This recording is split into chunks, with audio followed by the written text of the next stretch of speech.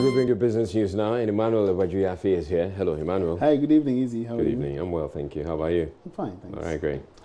Hello, good evening, and welcome to Business. Several weeks after the Bank of Ghana embarked on an action to name and shame as well as prosecute businesses that price in dollars, Joy Business Charles IT says some major hotels in Accra are complying with the directive. General Manager of Kempinski Gold Coast Hotel, Manisin Nambia, says flouting the FOREX rules will spell doom for profits and the general reputation of the hotel. There's more in this report.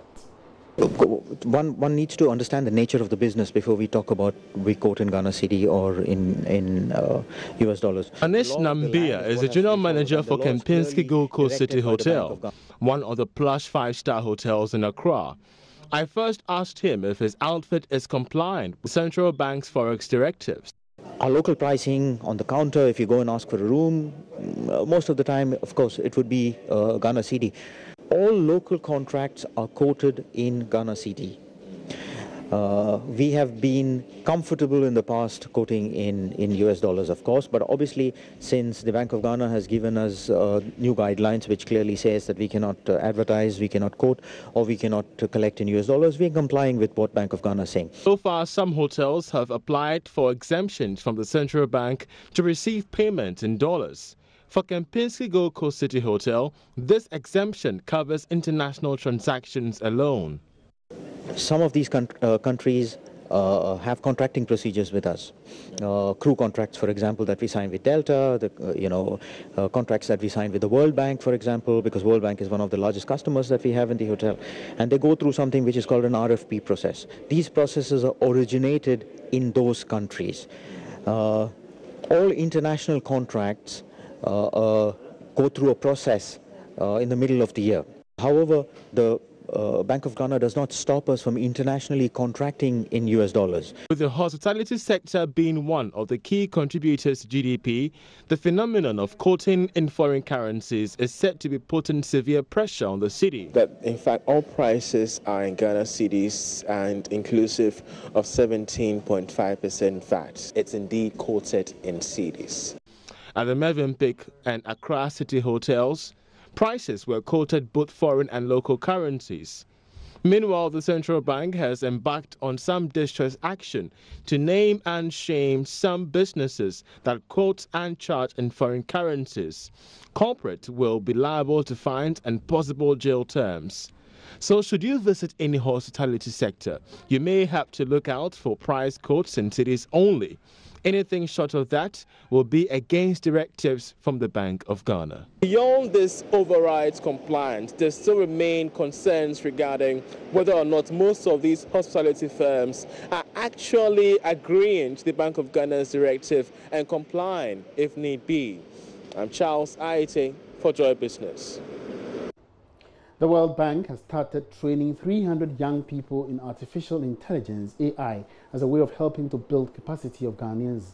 Operating manager of the Ghana Tech Lab, the implementing agency, Abeye Bonsu, says many businesses in this part of the world are slow in adopting the technology that comes with the global initiative. Udila Ntiamwa has been speaking with some AI businesses in Accra, which are some of the institutions the World Bank is supporting at the Ghana Innovation Hub. The Ghana Innovation Hub and Tech Lab, both working spaces sponsored by the World Bank, is helping startups with space and technological inputs. I have come to meet Kyla Geraldo, who runs a virtual personal assistance business. The business is yet to catch on, but the few businesses who have signed on have not regretted. Virtual assistants, right? They are the arm of the entrepreneur, the company that supports their growth from our space. Okay, so we are not here to take away jobs from people, but we are here telling businesses we are an extended arm for focus and growth. Okay, so if there is so much work that is cluttering the space, we take it over. Also, in case you just had a baby as a woman and you're thinking the 3 months leave period is not over, well, You could just think of artificial intelligence businesses and doing things virtually. Well, that's what I've come here to the Accra Tech Lab to come and discuss artificial intelligence and how this could impact, well, the next phase of business in the next couple of years. Adopting AI technology in businesses are pretty slow, especially in developing countries.